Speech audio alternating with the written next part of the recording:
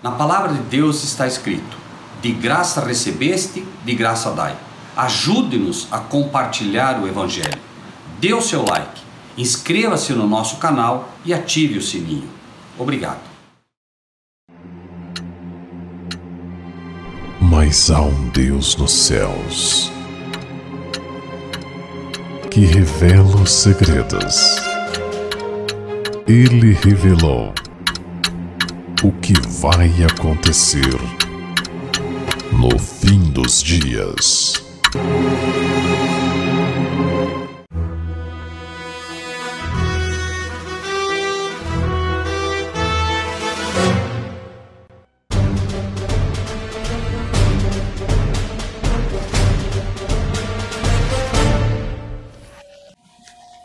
Eu convido a igreja para que abra suas Bíblias no livro de Apocalipse. Apocalipse. Vamos seguir os estudos que estamos fazendo, pedindo sempre a Deus que por sua graça e seu amor, nós de fato possamos fazer da Bíblia não apenas o nosso livro de estudo, mas aquilo que ela deve ser, a norma de fé e prática do cristão. A Bíblia é de fato o livro que nos norteia para aquilo que nós devemos viver e praticar. Há algum tempo alguém me dizia: Rogério, é muito difícil a gente poder ensinar os filhos, educar os filhos, é muito difícil a gente poder hoje saber o que é certo e o que é errado, porque os filhos não têm um manual. Na verdade, o ser humano tem um manual, ele só não lê esse manual. Nós hoje vivemos, infelizmente, como se nós comprássemos um produto, não conhecemos, nunca vimos funcionar e não lemos o manual. Na verdade, Deus não deixou esse manual por acaso para nós. E nós sofremos e erramos muito por falta de conhecimento desse manual. Deus, em sua palavra, quando ele diz o meu povo, ele não diz o povo do mundo. O meu povo, ele diz o quê? O meu povo perece porque lhe falta o quê? O que falta para o povo de Deus? Conhecimento. O meu povo perece, morre, sofre porque lhe falta conhecimento. E é uma realidade. Então, nunca é demais nós lembrarmos, amados irmãos e irmãs, que enquanto nós tivermos fôlego de vida em nós, enquanto nós tivermos uma boca para falar, nosso foco, nossa prioridade será sempre a palavra. Pela palavra, Deus criou tudo que aí está. Imaginem o poder que há na palavra de Deus. A única diferença é que se Deus fala para uma pedra, se Cristo fala para uma pedra, pedra, sai daqui e vai para lá, a pedra não tem livre-arbítrio para dizer vou ou não vou. Então ela automaticamente obedece. Mas o ser humano foi dado livre-arbítrio. E aí Deus diz vai, e ele diz não vou. No final das contas, quando Deus vem e diz assim, o animal, o jumento, conhece o seu possuidor, mas o meu povo não me conhece. E nós podemos discutir com Deus, mas a grande verdade é que se levanta poderosamente diante de nós uma realidade que ela é muito triste. A carta a Laodiceia, que já estudamos aqui, pastor? Ela conta claramente a nossa história, a história da igreja nos dias de hoje. E ele diz, pois tu dizes, rico e enriquecido, de nada tendo falta, e não sabes que és um miserável, pobre, cego e nu. Você acha que você é rico porque você acha que você conhece a palavra. Você acha, que você realmente tem e que está sobre a minha graça, mas você não está. Essa é a condição da igreja de hoje. Por isso eu nunca canso de louvar a Deus, de agradecer a Deus, quando aparece uma igreja que realmente quer conhecer a palavra. Porque se a igreja não resolver de fato conhecer a palavra, ela vai continuar doente. Enquanto ela não entender que o remédio dela é a palavra, ela vai continuar doente. porque Cristo é o remédio que a igreja precisa. Mas nós não podemos esquecer como é que Cristo ministra o seu remédio à igreja. Ele a ministra através da palavra. É assim que ele quer curar a sua igreja, né? Capítulo 6, então, do livro de Apocalipse. Capítulo 6 do Apocalipse.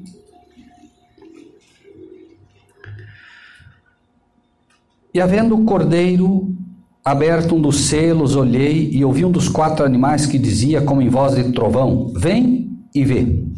E olhei, e eis um cavalo branco, e o que estava sentado sobre ele tinha um arco, e foi-lhe dado uma coroa, e saiu vitorioso e para vencer. Havendo aberto o segundo selo, ouvi o segundo animal dizendo: vem e vê. E saiu outro cavalo vermelho, e ao que estava sobre ele foi dado que tirasse a paz da terra, e que se matassem uns dos outros. E foi-lhe dada uma grande espada. E havendo aberto o terceiro selo, ouvi o terceiro animal dizendo: vem e vê. E olhei, e eis um cavalo preto, e o que sobre ele estava sentado tinha uma balança na mão. E ouvi uma voz no meio dos 4 animais que dizia: uma medida de trigo por um dinheiro, 3 medidas de cevada por um dinheiro, e não danifiques o azeite e o vinho. E havendo aberto o 4º selo, ouvi a voz do 4º animal que dizia: vem e vê. E olhei, e eis um cavalo amarelo, e o que estava sentado sobre ele tinha por nome Morte, e o inferno o seguia. E foi-lhes dado poder para matar a 4ª parte da terra com espada, com fome, com peste, e com as feras da terra. E havendo aberto o 5º selo, vi debaixo do altar as almas dos que foram mortos por amor da palavra de Deus e por amor do testemunho que deram. E clamavam com grande voz, dizendo: até quando, ó verdadeiro e santo dominador, não julgas e vingas o nosso sangue dos que habitam sobre a terra? E a cada um foi dada uma comprida veste branca, e foi-lhes dito que repousasse ainda um pouco de tempo, até que também se completasse o número de seus servos e os seus irmãos que haviam de ser mortos como eles foram. E havendo aberto o 6º selo, olhei, e eis que houve um grande tremor de terra, e o sol tornou-se negro como saco de cilício, e a lua tornou-se como sangue. As estrelas do céu caíram sobre a terra, como quando a figueira lança de si os seus figos verdes, abalada por um vento forte. E o céu retirou-se como um livro que se enrola, e todos os montes e ilhas foram removidos do seu lugar. E os reis da terra, os grandes, os ricos, os tribunos, os poderosos, e todo servo, todo livre, se esconderam nas montanhas e nas rochas das montanhas. E diziam aos montes e aos rochedos: caí sobre nós, escondei-nos do rosto daquele que está sentado sobre o trono e da ira do Cordeiro, porque é vindo o grande dia da sua ira, e quem poderá subsistir? Voltem para o início, capítulo 6, que iniciamos, por favor. Aqui, Deus, no capítulo 6 de Apocalipse, está mostrando, numa forma muito resumida, também a condição do mundo em relação aos acontecimentos e situação da igreja.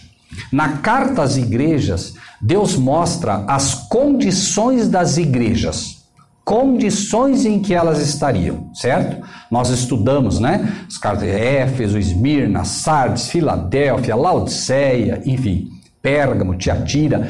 E ali Deus mostra a condição. Vocês lembram que nós estudamos aqui a condição da igreja em cada momento da história e também num momento único, como o de hoje, onde nós temos todas as condições previstas, né, para cada igreja, porém também a condição maior em que a grande maioria está, que é a condição de Laodiceia.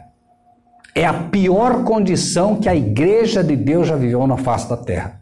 É como se nós pegássemos, por exemplo, desde que Cristo inaugura a sua igreja, quando ele chama os discípulos e começa ali a verdadeira igreja cristocêntrica, desde lá, irmãos, há mais de 2000 anos atrás, houve apostasia, houve lutas, houve guerra, houve perseguição. Desde lá, se vocês observarem, vocês vão ver que a grande massa de pregadores dos dias de hoje está dizendo: a igreja está muito bem. Nunca houve tantos cristãos como hoje. E aí, obviamente, o foco é a prosperidade, é a alegria, isso e aquilo, quando Deus está dizendo: nunca a igreja esteve tão mal. Nunca. Desnecessário dizer aqui, desnecessário mostrar aqui essa condição. É só abrir a internet, não é, pastor? Só abrir a internet. Coloque lá. Só coloque lá apostasia nas igrejas e veja o que vai aparecer. Eu fico, sabe, irmãos, às vezes eu olho para essas coisas, eu não gosto de ficar olhando essas coisas, mas de vez em quando eu olho para poder apenas confirmar aquilo que a Bíblia diz que ia acontecer, né? E nem é bom olhar, porque a gente olha para aquilo tudo e aparentemente não tem mais solução, né? São coisas completamente absurdas que se fazem dentro das igrejas.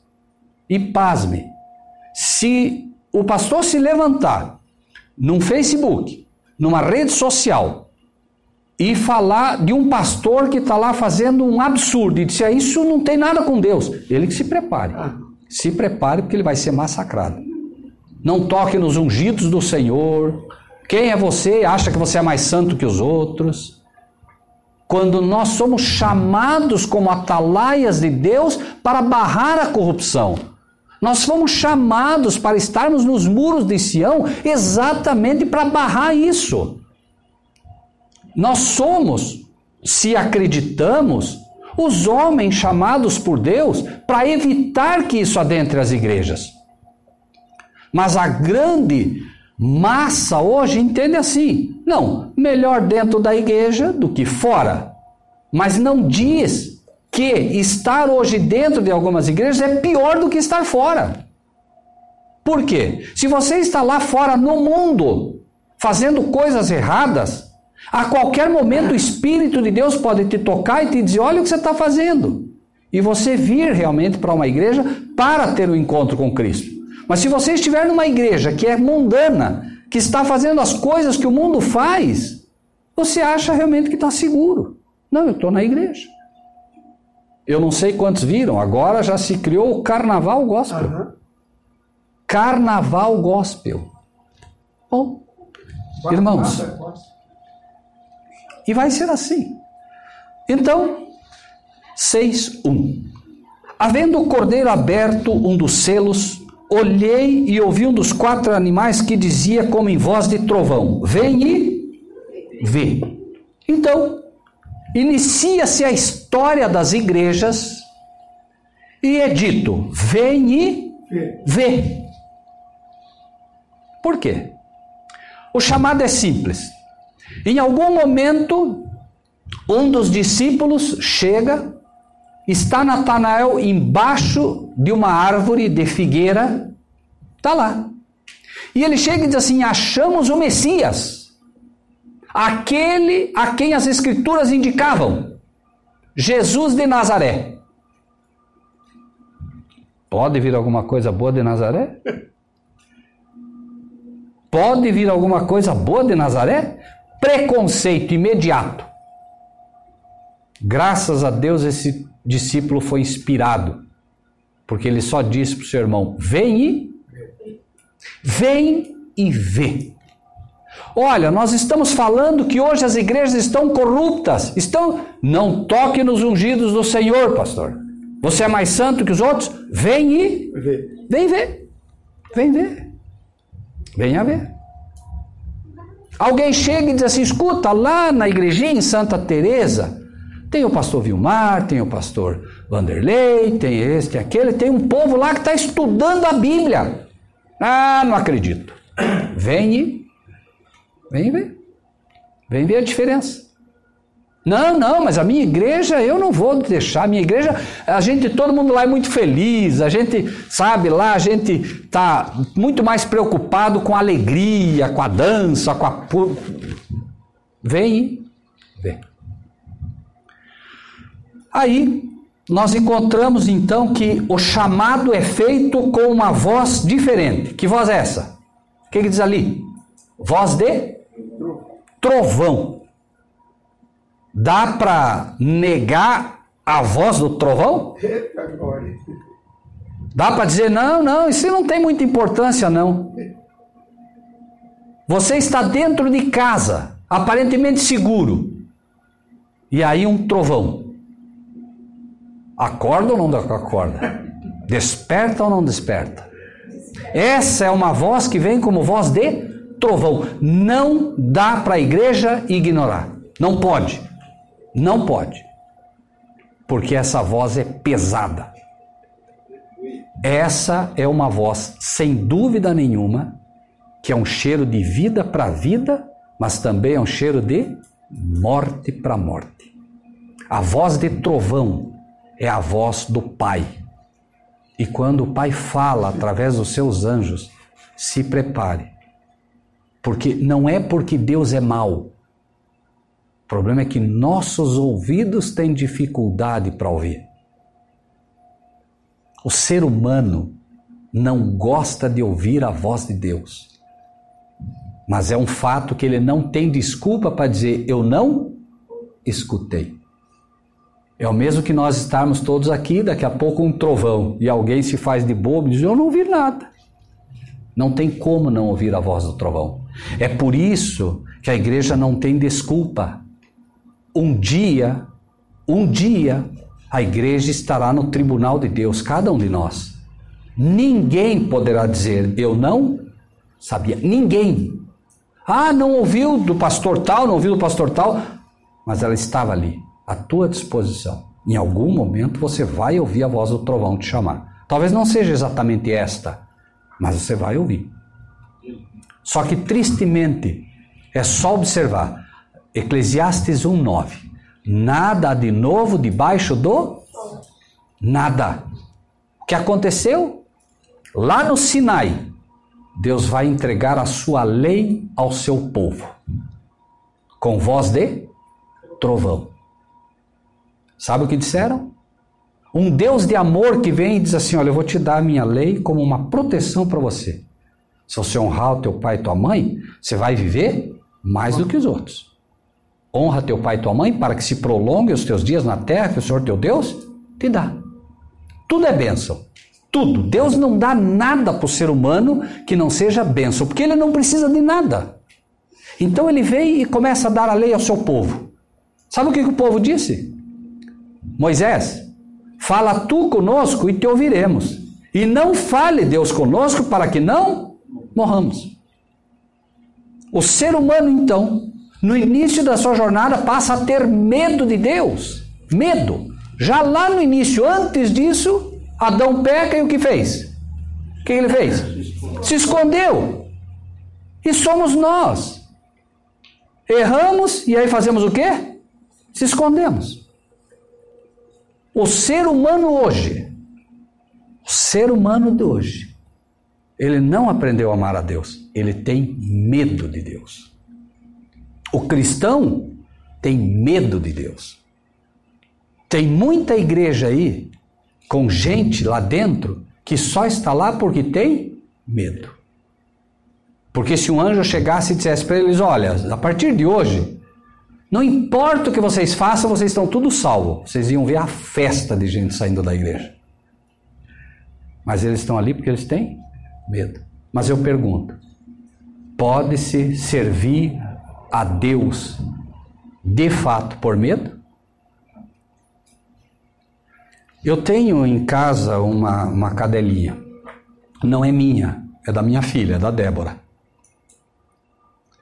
Ela está deitada aqui, eu estou aqui trabalhando, eu dou 3 passos, mais ou menos. No 3º passo ela levanta. Se eu der o 4º, ela me segue.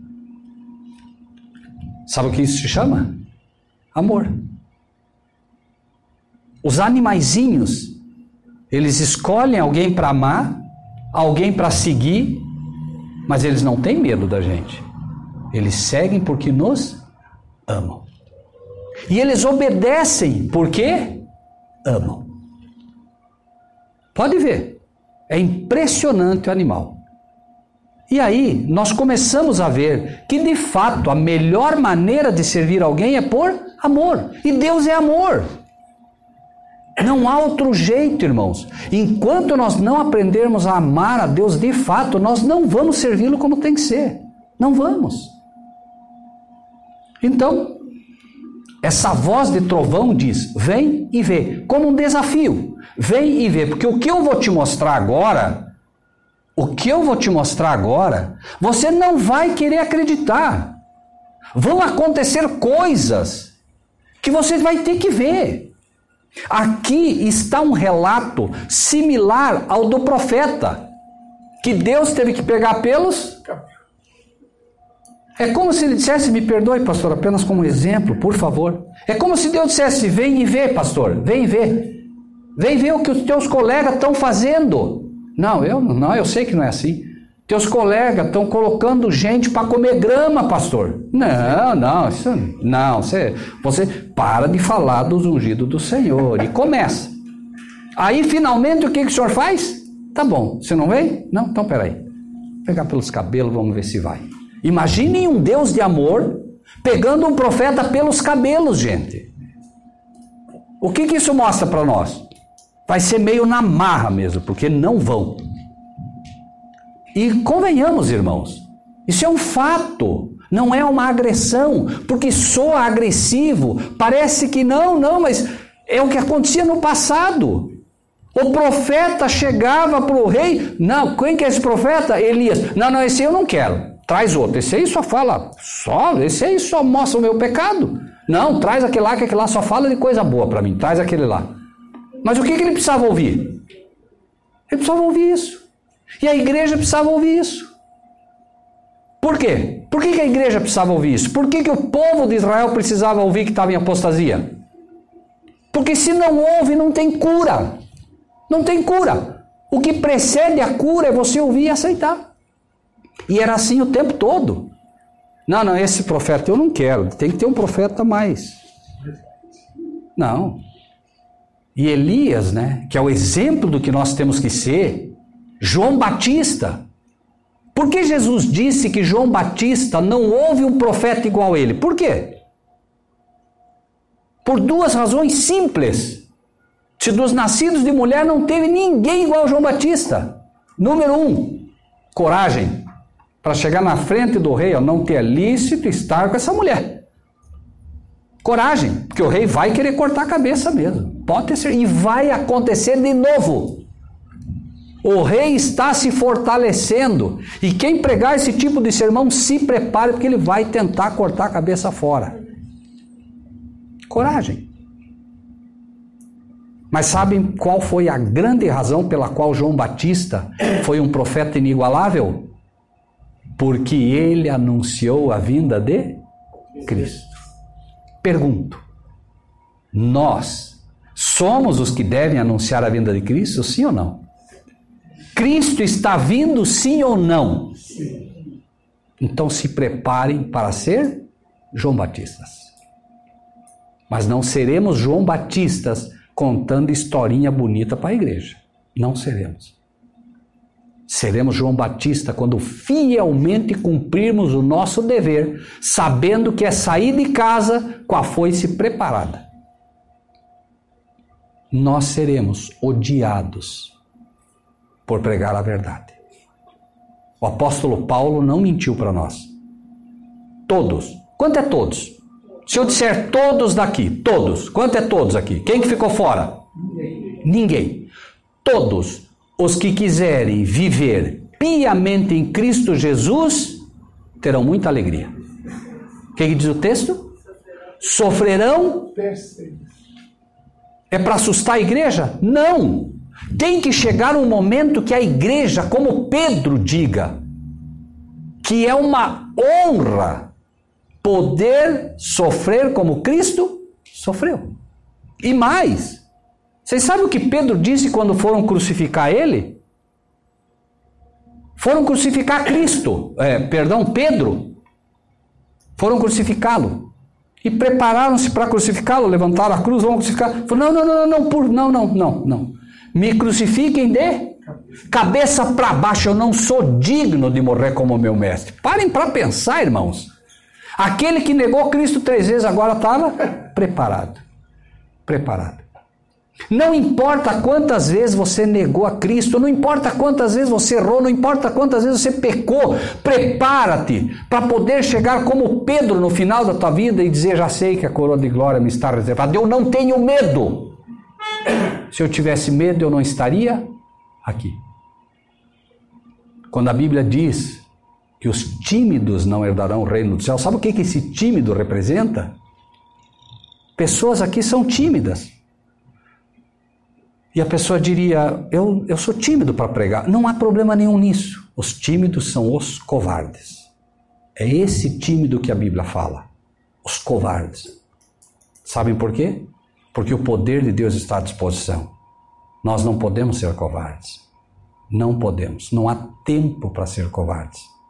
Então a mensagem se levanta poderosamente dizendo, vem e vê. Que é o que muitos aqui vocês estão fazendo. Convidando as pessoas, né? Venham ouvir a palavra. Não, mas vem e vê. Convidem. Nós somos tanto aqueles que devem ouvir o chamado, como somos aqueles que devem levar o chamado. Quero fazer mais um apelo a essa igreja. Irmãos e irmãs, convidem as pessoas para ouvir a palavra. Não parem. Não parem. Convidem. Se cada um aqui se comprometesse a trazer uma pessoa, uma só, em vez de 15, teriam 30. Faça esse pacto com Deus. Diga, Senhor, eu quero levar uma pessoa. Seja o seu vizinho, seja o seu amigo. Não abra mão desse compromisso. Nós somos o quê? Discípulos. Discípulo só é discípulo quando faz novos discípulos. Convidem. Ah, mas ele não quer vir? Não tem problema nenhum. Deus não te pediu para trazer ninguém na marra. Deus só te pede para fazer o quê? Leva o convite. Não quis vir, filho, não é contigo. Não se preocupe com isso. Você levou o convite? Levei, senhor. Entregou? Pronto. Fez seu trabalho. Não se preocupe com o resultado. Um, planta. Outro, e outro, pronto. Faz teu trabalho. Vem e vê. 2.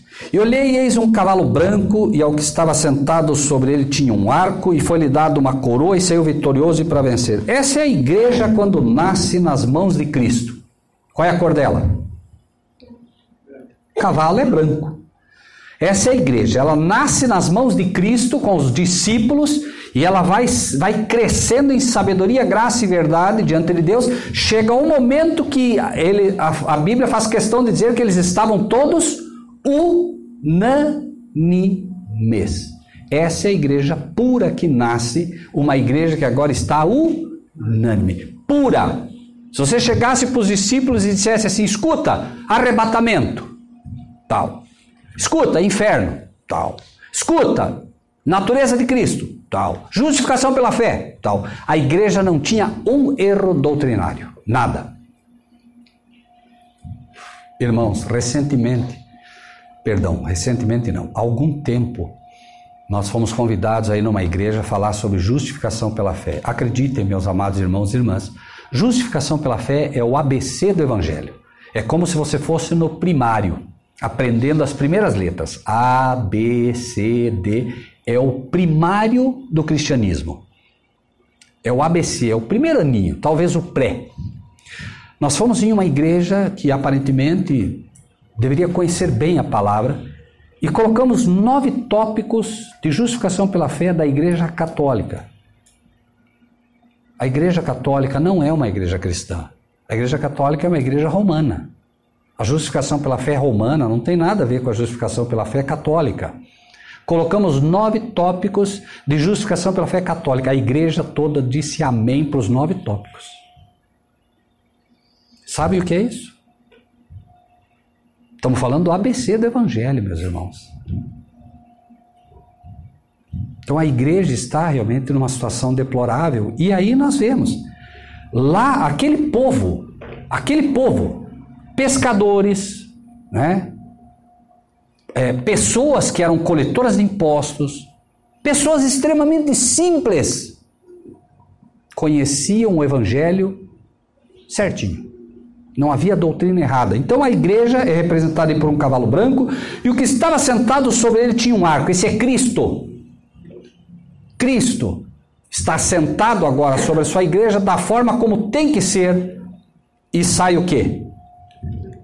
vitorioso. Tem uma coroa, porque a igreja agora está pronta. E a igreja agora representa de fato o rei. Então ele tem uma coroa na mão, como quem diz, como diria Paulo, já sei que a coroa me está reservada. Então ele está mostrando que a igreja, no momento em que ela está pronta também para receber a coroa do rei. Por quê? Porque Jesus disse, Pai, onde eu estiver, quero que esteja comigo os que o Senhor me deu. E ele, quando for reinar, quer repartir o reino conosco. Por isso a coroa preparada. E aí ele diz, foi-lhe dada uma coroa e saiu como? Vitorioso e para vencer. Ele sai vitorioso porque ele é vitorioso sobre o inimigo. Quem quer derrubar a igreja é o inimigo. Mas aqui a igreja pura, ele sai vitorioso, dizendo exatamente que a igreja está na posição que tinha que estar, vencendo o inimigo. Vencerão com ele os que estarão com ele, os eleitos e fiéis. A igreja só pode ser vitoriosa quando ela é fiel. Fiel a quê? Fiel a quê? Fiel à palavra. Fiel a Cristo, fiel ao verbo. Mas não se pode ser fiel a Cristo se não for fiel à palavra. Eu sou fiel a Cristo. Impossível ser fiel a Cristo se não conhecer não tem como. Eu sou fiel a Cristo. Bem, eu preciso então saber o que Cristo me pede, porque senão eu não sou fiel a Ele. Não é assim? Como é que eu posso ser fiel a uma pessoa se eu não sei o que ele me pede? Eu preciso saber o que ele me pede. Então, a igreja nasce assim. Mas logo o que acontece? Versículo 3.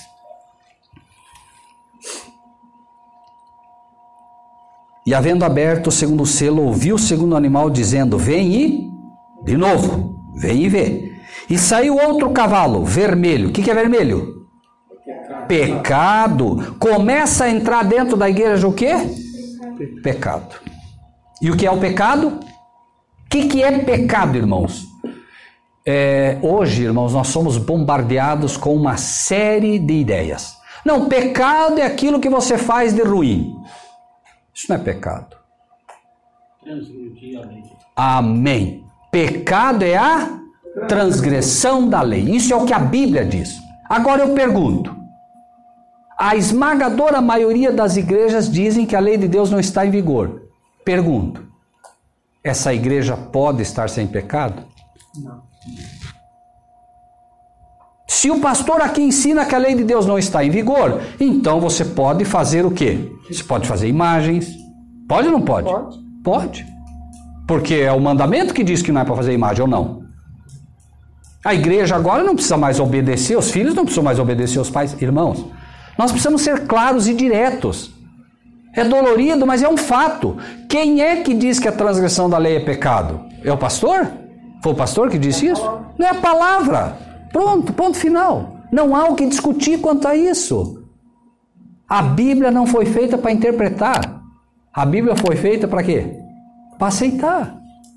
É um Deus falando. Você não quer aceitar, você não aceita, mas discutir com ele não adianta. Você não vai convencer a Deus de que isso não vale nada.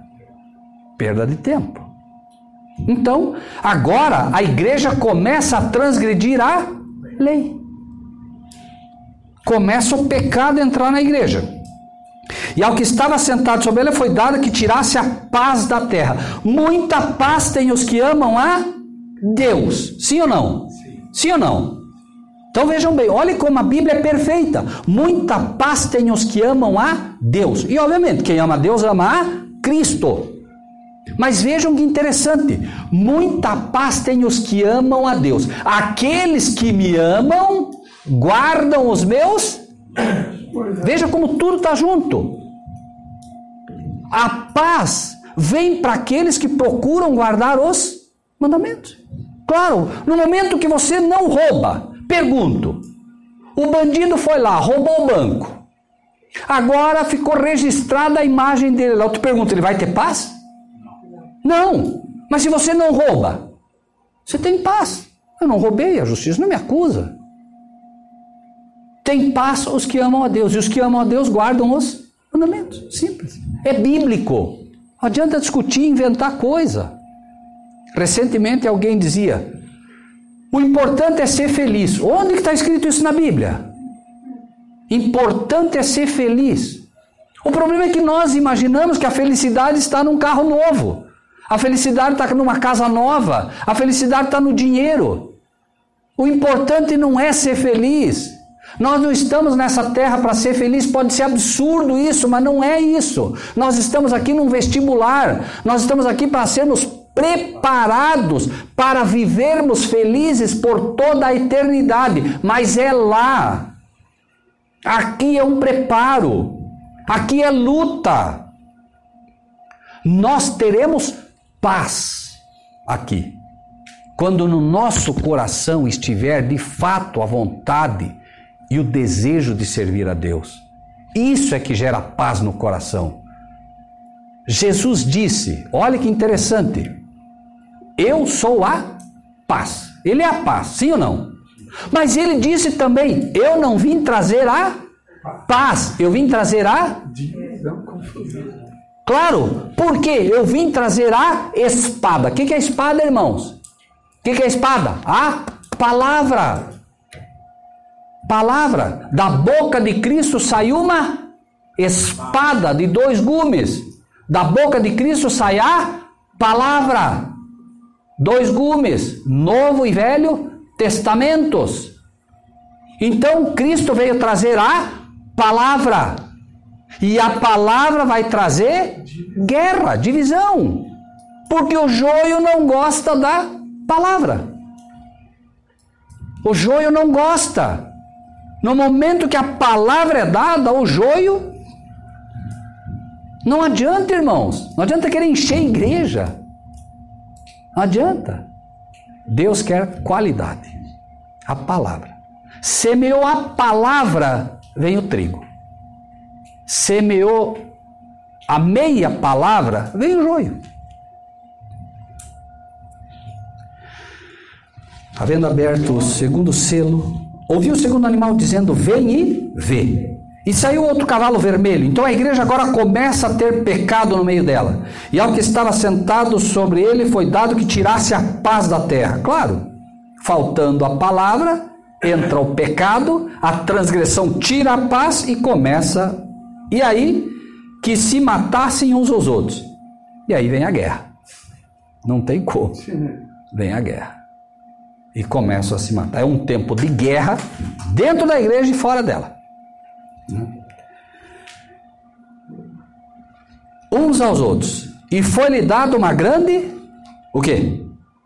Espada. Claro, na época da crise, na época em que a igreja está em pecado, o que tem que ser dado para a igreja? Uma grande pregação. Tem que dar a Bíblia para o povo. Tem que fazer com que o povo receba isso em grande quantidade. Uma grande espada. Palavra. Então não estranhem se é um momento em que a palavra é dada em forma de espada. E uma grande espada tem que ser dada. Não é uma espada qualquer agora. Por isso a mensagem vem diferente. Ah, mas eu ouvi já um monte de pregação disso aí, e esse pastor ele prega meio duro. Claro, porque a espada agora é maior. E ela vai cortar mais. Ela vai doer mais. Ou não é assim? E a coisa mais difícil hoje, irmãos, é manter membros na igreja. Pregando a palavra é difícil. Nós fomos, pastor, numa igreja em Cascavel. A Cida conheceu, a Fernanda conheceu, do pastor Walter, o Butino também conheceu. E esse pastor, ele resolveu manter a igreja tão pura quanto ele poderia. Tinha 100 e tantos membros. Chegaram para ele alguns membros e disseram, pastor, nós queremos que a igreja seja um pouquinho mais alegre, a igreja um pouco mais, sabe, umas coisas mais, vocês sabem, né? O pastor disse, não posso fazer isso. Nós temos que nos manter firmes. Não, então, pastor, vamos ter problema. Porque nós queremos a coisa mais light. Fábulas aprazíveis, diz a palavra de Deus. Querem fábulas aprazíveis. Ficaram 8, pastor. Vai ser dolorido, é doído. E é assim mesmo. Conhece, né? E é assim mesmo. Eu não entro aqui na questão da luta do pastor. Cada pastor tem sua luta, não é essa questão, não. Deus conhece o coração. Dificuldades todos temos, pecadores todos somos. Ninguém aqui é perfeito. Nós buscamos a perfeição, corremos atrás dela. Mas todos temos lutas. A diferença está naqueles que querem manter a igreja pura, querem manter a igreja branca, pura. Porque se o pecado entrar, vocês vão ver o resultado. E é assim. Lembram do barquinho de Jesus? Jesus estava atravessando o mar e os discípulos no barco. O que aconteceu? De repente as ondas do mar queriam o quê? Afundar o barco. O que são as ondas do mar? As ondas do mar é o pecado das multidões. São as modas do mundo. Não, pastor, veja bem, vamos deixar... Não está vindo jovem na igreja, vamos botar um funkzinho, um rock aí que o pessoal jovem começa a vir. Irmãos e irmãs, não existe culto para jovem. Eu escuto muito isso. Vamos fazer culto para jovem. Existe culto do jovem para Deus. Culto pro jovem não existe. O jovem não quer se adequar ao culto de Deus, que fique fora. Porque ele vai trazer o problema para dentro da igreja. Só vem para a igreja ouvir rock e música do mundo quem não é convertido. Agora, nós devemos expulsá-los? Não. Nós devemos receber a todos. Mas as pessoas têm que entender que o céu tem regras. E a igreja também. A igreja não é casa de shows, gente. A igreja é um hospital para curar o pecado. A igreja é um hospital.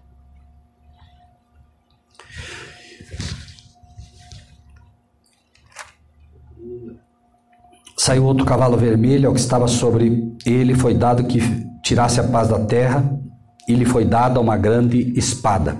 E havendo aberto o terceiro selo, ouvi o terceiro animal dizendo: vê e vê. E olhei, e eis um cavalo preto. E o que sobre ele estava sentado tinha uma balança na mão. Uma balança na mão. O que isso quer dizer? E a igreja, junto com esse espírito, vai ser o quê? Pesada. Pesado foste na balança e achado em falta. Então a igreja agora entra num período em que ela vai ser julgada. Eu aceitei a Cristo, agora não importa, eu vivo na graça. Mas você vai ser pesado. Vai ser pesado. E junto com isso, já está acontecendo, lembre-se que nós estudamos o juízo, já está acontecendo. E como é que nós sabemos que isso já está acontecendo? Porque junto com o sinal da igreja vem o sinal no mundo. Então, enquanto a igreja agora entra num período em que vai estar sendo julgada, pesada nas balanças do santuário celestial, vai estar acontecendo no mundo isso aqui, ó. E ouvi uma voz no meio dos 4 animais que dizia: uma medida de trigo por um dinheiro, 3 medidas de cevada por um dinheiro, e não danifiques o azeite e o vinho. Sabem o que é isso? Crise financeira. Estamos ou não? Sim ou não? Isso é a prova cabal. É só olhar, o mundo está numa crise financeira, as coisas estão ficando extremamente caras, vão ficar muito mais, daqui para frente muito mais, e aí nós temos a certeza de que a igreja já está no período do juízo. A igreja está sendo pesada. E eu pergunto, e a pergunta é simples, meus irmãos. Imaginem que nós vamos agora, sábado ou domingo, agora nós vamos visitar os presos. Chegamos lá, 300 presos no pátio. Nós chegamos lá e o pastor, em primeiro lugar, diz assim: quem é João Cláudio aí? Aí o João Cláudio lá no meio levanta a mão: João Cláudio, segunda-feira você vai ser julgado. Ele vai começar a pular de alegria lá dentro, né? O que vocês acham? O que vai acontecer com ele, Butinho? Preocupado. Vai ficar com medo. Vai começar a pensar no que fez. Espera aí. Será que o meu advogado é bom? Será que ele vai me defender? Será que julgamento. E hoje, Cristo entra na igreja através do seu Espírito e diz, olha, julgamento, alegria, vamos pular, vamos rolar no chão, vamos... É isso que o cristão faz quando sabe que está sendo pesado? Ninguém em sua consciência faz isso. É verdade que o cristão se alegra no Senhor, isso é um fato, mas o tempo em que vivemos é um tempo de buscar a Deus de verdade, para ter certeza que quando o teu nome for chamado, o advogado vai se levantar e vai dizer, eu conheço ele. Aqueles que me confessarem na terra, eu os confessarei diante do meu Pai que está no céu. Então a pergunta é simples. Você tem confessado a Cristo? Ah, não, olha, eu quando vou, por exemplo, num lugar que tem muita gente, eu não oro porque fica meio esquisito, né? A gente fica parecendo meio cafona, né? A gente fica parecendo um cristão meio quadrado, né? Não confessa a Cristo, por que você acha que ele tem que te confessar no céu? O cristão tem que confessar a Cristo em todo lugar. Ah, sabe de uma coisa? Eu não vou usar essa roupa aqui porque isso é roupa quadrada, isso é roupa de crente. Você confessa a Cristo com a tua roupa, com o teu comportamento, com o teu cuidado, com o teu caráter, com a forma como você trata as pessoas. Lembrem-se de Pedro. Pedro estava lá na roda da bagunça, só que foi reconhecido pelo quê? Tu é um cristão, a tua fala te denuncia, meu amigo.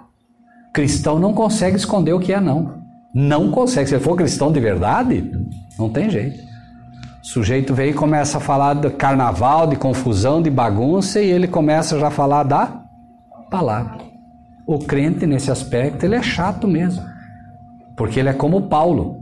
Eu nada quis saber entre vós, a não ser Cristo e esse crucificado. Não vem com essa conversa. Eu não gosto disso. Não é o meu. E o cristão é deslocado mesmo. Ele vai para a casa dos mundanos, não adianta. 5 minutos não tem mais assunto. Por quê? Porque ele quer a palavra. E o povo não quer.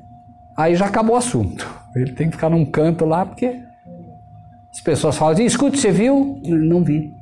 Você viu a novela lá? Não vi. Você viu? Mas, afinal de contas, o que você viu? Cristo e esse crucificado. Acabou o assunto. Não sabe de novela, não sabe de nada. O crente é mal informado. Muito pelo contrário. O crente é bem informado. Ocorre que ele sabe com o que ele deve se informar. Essa é a diferença. Ele está se alimentando para a vida eterna. E a maioria quer o mundo. É assim ou não é? É assim. Então, versículo 7. Havendo aberto o quarto selo, ouvi a voz do quarto animal que dizia, vem e... A gente olha até aqui, nesses 3 animais, e diz, mas será que pode ficar pior ainda? Pior do que isso? Crise financeira, morte, pode haver algo pior do que isso? Né? Essa perseguição, essa dificuldade, o pecado, né? Mas a questão é que a Bíblia tem que responder sempre. Não temais aquele que pode fazer mal ao corpo. Temais aquele que pode lançar a vossa, o quê? Alma no inferno. Então, até aqui nós vimos a guerra, nós vimos o problema da morte, mas vai haver algo pior. Porque para Deus é muito pior a morte eterna, a morte física. Tem muita gente aí com medo da morte física. Tem cristão que tem medo da morte física. Medo. Não, eu tenho medo. Irmãos, eu não digo que quando chegar a minha vez e que eu for morrer, eu não vou ter medo. Pode ser que aconteça. Enganoso é o coração do homem. Pode acontecer com qualquer um de nós. Mas hoje nós não podemos temer a morte. Nós podemos ser surpreendidos naquele momento e dizer, Senhor, eu pensei que eu não ia ter medo, mas eu estou com medo, Senhor. Sem problema nenhum. Deus está do teu lado. Cada um ande conforme a medida de fé que tem. Mas fato é que o cristão não precisa ter medo da morte. Por uma razão muito simples, já estudamos isso aqui. Lázaro dorme. Senhor, se dorme, está salvo. Claro, porque qualquer um que dorme está salvo. Perdido está quem morre. Porque quem dorme, Cristo vai ressuscitar. Agora, quem morre, morre para a eternidade. Então, havendo aberto o quarto selo, ouvi a voz do quarto animal que dizia, vem e vê. E olhei e eis o cavalo amarelo. É a pior condição da igreja. Sabe o que representa a cor amarela? Sabe o que é o amarelo? Você tem o branco aqui e tem o preto ali. Se olhou, branco é branco, preto é preto. Amarelo não é nem preto nem branco, porque ele é alguma coisa mais ou menos assim. Esse é o morno. É Laodiceia. É a igreja em aberta apostasia. Esse é o pior cenário. A igreja agora em apostasia. E uma igreja em apostasia morre para a eternidade. É só ver Laodiceia. Só ver o estado de Laodiceia. Qual é o estado de Laodiceia? Que é a pior apostasia que a igreja já passou. Quem dera foras frio ou quente, assim porque és morno, estou a ponto de vomitar-te da minha boca. Pois tu dizes, o problema da igreja de Laodiceia, o problema da igreja, quando ela está na cor amarela em apostasia, é que ela diz, rico, enriquecido e de nada tendo falta. Sou rico, eu conheço a Bíblia. Eu não sou como os católicos que não conhecem a Bíblia, eu não sou como esse, eu não sou como esse bêbado aí que está bebendo cachaça todo dia. Eu sou crente, meu amigo. Eu sou bom. Eu vou para a igreja todo dia, eu sou bom. Esse é o que está em apostasia. Porque ninguém que esteja realmente sendo santificado pela palavra de Deus vai dizer que é bom. Paulo era um bom sujeito ou não era? Era. Alimentava a igreja ou não alimentava? Escreveu como poucos. Você pergunta para Paulo, Paulo, o que você acha de você mesmo? Eu sou o pior dos... O quê? Sou o pior dos pecadores. Essa é a realidade. Ele não dizia de si mesmo que ele era bom, ele deixava que o céu dissesse. Ele deixava que o céu dissesse, lá vai o meu servo. Ele não dizia, eu sou bom, eu não... Não. Ele dizia, eu sou o pior dos pecadores. Porque é um fato. Quanto mais você se aproxima de Cristo, mais você vai ver como você está sujo. Ou não é assim? Você chega, por exemplo, sai da igreja hoje, diz, não quero mais saber de igreja, e começa a andar com ladrão. Você começa a se comparar com o ladrão e diz, não, eu sou muito melhor que esse sujeito, tá louco? Esse cara é um bandido, esse cara é um matador. Não, eu sou um cara bom. Vamos ver daqui a um ano como é que você vai estar. E é assim. Então você anda com pessoas ruins, você se acha bom. Mas quando você anda com pessoas boas, e o verdadeiro cristão segue quem? Quem é que o verdadeiro cristão segue? Cristo. E quando você segue Cristo, você olha para Cristo e diz, mas eu estou mal, gente. Pensei que eu estava bem, mas olha, eu fico olhando para Ele. Aí você fica olhando para Cristo, porque você está seguindo Ele, você é um discípulo, né? Você é um João na vida. E aí vocês entram numa cidade, e eu estou ali, eu sou o João, o outro é o Natanael, entra numa cidade, ninguém aceitou eles. Senhor, vamos fazer descer fogo do céu, vamos queimar tudo esse povo aí. Você não sabe o que você está falando, filho. Eu vim para salvar, não vim para matar. Ih, rapaz, já vi que eu sou ruim mesmo. Esse é bom. E você começa a contemplar Cristo e começa a ver como você é mau. E vai se surpreendendo dia a dia, porque claro, quanto mais você olha para a luz, mais os teus pecados vão aparecer. Você está todo sujo, mas está lá no escuro, olha para o espelho, mas está no escuro, não vê nada. Mas se aproxima da luz para você ver, acenda a luz, olha para o espelho agora. Isso é Cristo, Cristo é a luz, né? A palavra é a luz, e a palavra começa a te mostrar. Aí você diz assim, não, eu não... A Bíblia diz não matarás. Eu nunca matei ninguém, pastor. Eu sou um baita de um crente. Nunca matei, nem animal não mato. Aí você começa a andar com Cristo. Senhor, eu nunca matei ninguém. Senhor, ó, que crente bom eu sou. Aí ele diz assim, aquele que odiar no seu coração já matou. Você já teve raiva de alguém alguma vez? Ah, senhor, isso claro. Então pronto. Então você é um assassino. Não, senhor, não sou. É assim. Claro que é. Porque Cristo nunca odiou ninguém. Ah, não, mas eu já li a Bíblia. Lá diz que Jesus pegou um chicote e bateu em todo mundo. Bateu em todo mundo? Me mostra onde que diz isso. Eu já ouvi isso. Não, Cristo pegou o chicote e começou a dar no sujeito lá. Deu nos animais. Me mostre na Bíblia onde diz que ele bateu em alguém. Ele pegou o chicote, é verdade. Ele estalou o chicote, é verdade. Mas ele acertou em alguém? Não. Ele fez isso com raiva? Ah, fiquei bravo, agora eu vou bater em tudo. Não. Vocês sabiam que Cristo, quando dizia para os fariseus, vocês são filhos do diabo, vocês sabiam que ele tinha lágrima nos olhos? Sabiam disso? Vocês acham que ele fazia cara brava? Não. Doía no coração dele. Por isso que a Bíblia diz que quando eles estavam chegando em Jerusalém, Jesus chorou. Parem para pensar, olhem a cena. Jesus está vindo num jumentinho, todo mundo, aleluia, aleluia, que maravilha, que maravilha. Jesus para de repente e começa a chorar. Mas não é chorar, não é só não, ali ele chorou amargamente. Sabem por quê?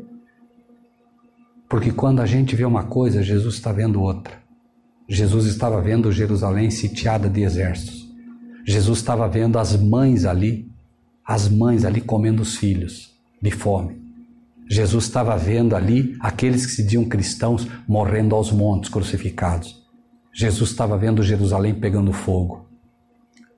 Por quê? Porque ele vinha como rei, deveria ser aceito como o rei do judeu. Ele sabia que seria rejeitado e crucificado. E ele era aquele que protegeria Israel. Quando ele foi crucificado, quem é que ia proteger Israel? O diabo? Irmãos, nós precisamos aprender que às vezes a cura é dolorida, mas é o único meio. E a igreja então agora está em apostasia. Esse cavalo amarelo que estava sentado sobre ele tinha por nome? E o que seguia ele? O inferno o seguia. Perda eterna. Agora a igreja entra numa condição onde aqueles que se dizem cristãos, de fato, estão numa condição tal que se não saírem dessa condição, se não saírem da condição laodiceana, vão sofrer a perda eterna.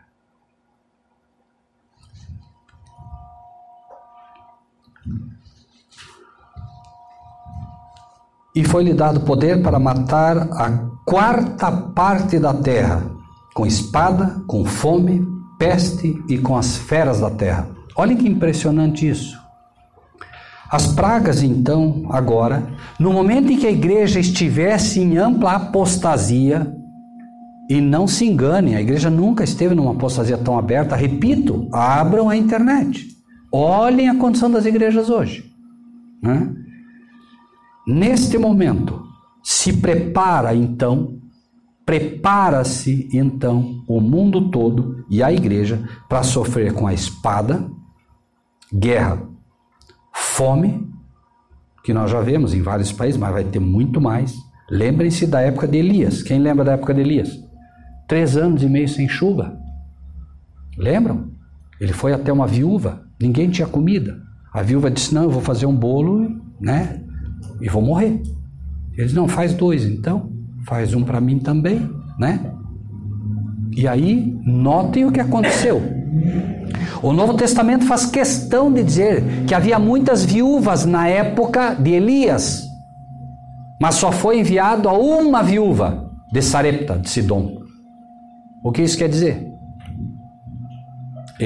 O verdadeiro profeta de Deus foi enviado para uma igreja que recebeu o profeta. Por quê?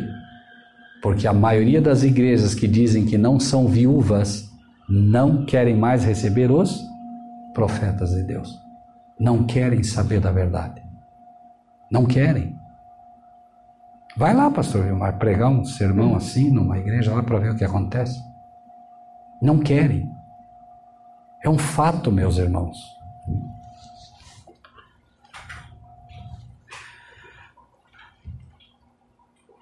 Havendo aberto o quinto selo, espada, fome, peste e com as feras da terra. É curioso, né, a gente notar as feras da terra. Sabem por quê? Porque na época do dilúvio, vocês sabem o que aconteceu? Quando os animais se sentem ameaçados, eles buscam o conforto da cidade. O animal, quando ele começa a se sentir ameaçado, ele busca, né? O animalzinho, com medo, ele vem buscar segurança com você. Na época do dilúvio, os animais ameaçados começaram a ir para as cidades. Claro, para buscar proteção. Não vai ser diferente. Então os animais agora peçonhentos, jacaré, cobra, lagarto, escorpião, vejam que já tem cidades aí que está tendo meio que ataque de escorpião, né? Por isso que a Bíblia diz, se um escorpião morder não vai te fazer mal. Então o cristão, por quê? Porque sabe que os escorpiões vêm. Eles vêm. Cobra, tudo. Quando começa a ameaçar, vocês viram já a revoada de pássaros, né? Quando é ameaçado, o mar começa a aquecer, o animal pressente o perigo e ele começa a ir para as cidades populosas. Curitiba, por exemplo, tem muito problema com pombas, que os animaizinhos vão ali e as pombas trazem muita doença. Esses pombos, né? Piolho e uma série de sarna e outras coisas. Isso é só um preâmbulo. As coisas vão ficar complicadas, mas olhem que interessante. Nós vamos ver mais à frente isso, né? Como isso vai ocorrer. Então, espada, guerra, peste e as feras da terra. Doenças. Hoje, né? Nós temos aí o câncer matando milhões. Milhões. Pestes que virão, doenças que virão de tudo que é jeito. Né? Daqui a pouco, os ratos, né? Peste bubônica, tifo, vão voltar essas coisas. É só vocês olhar como estão as cidades hoje, a poluição, sujeira. Não tem como ter saúde nisso. Não há como, só que vai piorar muito. Infelizmente. Havendo aberto o quinto selo, vi debaixo do altar as almas do que foram mortos por amor da palavra de Deus e por amor do testemunho que deram. Nós chegamos então a um período, né, que quem vai ser morto? Vamos ler de novo? Quando a igreja agora está em apostasia, começa todo esse problema, mas se levantam os pregadores verdadeiros de Deus, dando uma mensagem real para despertar a igreja. Mas o que acontece? Havendo aberto o quinto selo, vi debaixo do altar as almas do que foram mortos, pelo quê? Foram mortos pelo quê? Pelo amor da palavra. Por amor da palavra. Deixa eu fazer uma pergunta para essa igreja, muito simples. Essa igreja aqui orou pedindo a palavra. Por quê? Por quê? Ah, não, porque nós sentimos falta. Não, é porque o Espírito de Deus está trabalhando naqueles que querem, porque sabe que chegou o momento. A igreja precisa aprender a amar a palavra. Por quê? Pelo que acabamos de falar. Mas o que acontece é o contrário. Você vai à igreja e tem tudo, menos a... Você vai à igreja, 2 horas de culto. Não estamos aqui, por favor, condenando ninguém. Isso é uma realidade. Realidade. Tem tudo. Tem testemunho, que é bom, não é errado. Tem louvor, é bom, não é errado. Tem de tudo. E aí, 1h40 depois, bom, agora o pastor, por favor, pastor, vai pregar a palavra agora. 20 minutos, 15 minutos. É suficiente? Você está morrendo de câncer. E você precisa de 300 gramas de um determinado remédio. Ó, tem 20 gramas, te vira com isso.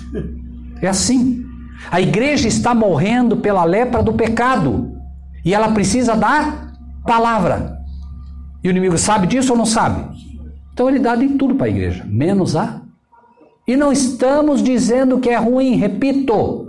Testemunho é bom, tem o seu lugar. Louvor é bom, tem o seu lugar. Mas não vai curar a igreja, porque a igreja precisa da palavra. Mas tem mais. A igreja precisa ter o que pela palavra? Amor. Ah, não, eu vou lá ouvir, mas 30 minutos já, 40 minutos, peraí, eu acho que eu deixei a panela esquentando lá. Isso não é amor pela palavra. Ah, tudo bem, você não tem amor pela palavra, não tem problema, peça que Deus te dá. Senhor, eu não amo tua palavra, mas eu quero amar, porque aqueles que realmente ficaram do teu lado amaram a palavra. Vejam como é perfeito, Deus não erra.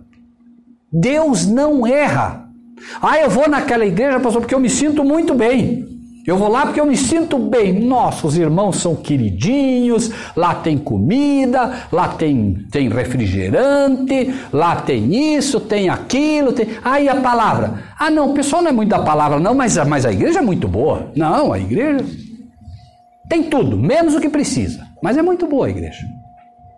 Se a igreja não tiver a palavra, ela não tem nada, porque ela não entendeu a missão dela ainda. A missão da igreja é repartir a palavra. Ide e fazei discípulos, ensinando o que eu vos tenho ensinado. Só se faz discípulo ensinando o que Jesus ensinou. E as igrejas, infelizmente, viraram uma casa de shows. Não, nós não idolatramos cantores, mas apareça um cantor gospel famoso para ver na igreja. A idolatria se estabelece. Valores absurdos para um cantor vir cantar na igreja. Mas afinal, você está cantando para Deus ou para quem? Pregação. Não, eu vou pregar lá, mas tem que me pagar 8 mil reais, 6 mil reais, 20 mil reais, 30 mil reais. Tá certo isso? É claro que o pastor tem que viver do seu salário, não se discute isso, gente. Ai daquele que não ajuda a igreja. A igreja precisa ajudar, fortalecer as mãos do pastor. Foi o que fez Josué, foi o que fez Caleb. Moisés estava lá, quem foi que manteve as mãos deles levantadas? É um fato, é preciso. Digno é o trabalhador do seu salário. Mas ai daquele que não prega a palavra. Se não fortalece a igreja, né, com dízimos, com oferta, ela não vai crescer mesmo. Porque Deus estabeleceu um método para isso. Trazei os dízimos, a casa do tesouro, e fazei prova de mim. Então faça a prova de mim, se eu não vou encher o teu coração de comida. Não, dá palavra. A igreja não está aqui para dar arroz e feijão. Me desculpe, é um fato. Arroz e feijão você dá com a tua oferta. Está nascendo uma ideia aí de que o dízimo é comida. Irmãos e irmãs, alimentar o pobre, alimentar aquele que vem pedir um prato de comida, se é o mínimo que um cristão tem que fazer, o cristão não pode negar isso para ninguém. Mas aí vale o quê? Não saiba a tua mão direito o que faz a esquerda ou vice-versa. Não tem que contar para ninguém. Ó, pastor, sabe, eu fui lá ontem, eu dei um prato de comida lá para alguém. Viu como eu sou bom? Gente, isso é o mínimo que se faz. Mas a igreja precisa alimentar o seu povo com a palavra, com mantimento celestial. E para isso precisa, obviamente, dos dízimos e ofertas. Deus estabeleceu essa forma, ponto final. Ah, mas eu não acredito disso. Problema seu. Problema seu. E muita gente hoje diz, não, mas é comida. Então tá bom, então traz comida. Pega lá o teu dízimo então e compra lá arroz e feijão e traz. Depois nós vamos revender e vamos fazer que esse dinheiro vire mantimento celestial. Porque a falta do mantimento físico não te leva para o inferno, ou leva. Mas a falta do mantimento celestial, esse pode te levar finalmente para o inferno. É assim. Com isso encerramos, irmãos. Havendo aberto o quinto selo, vi debaixo do altar as almas dos que foram mortos por amor da palavra de Deus e por amor do, que mais? Testemunho que deram. Pregação da palavra e o que mais? Testemunho. Testemunho. Muitas vezes você prega a palavra sem abrir a boca. A pessoa vai lá na casa da irmã, chega lá e diz assim: irmã, escuta, eu queria muito, eu estou sem comida em casa, eu precisava de um pão. A irmã tem? Eu estou com 2 filhos lá, eu estou com dificuldade. A irmã olha para ela, de cima e embaixo, e você vai querer comprar droga. Está em você a capacidade de julgar? Não. Então, o cristão de verdade dá o pão. Esse é o testemunho. Não é? Esse é o testemunho. Na verdade, o cristão é dito na palavra de Deus do cristão, e Jesus ensinou isso.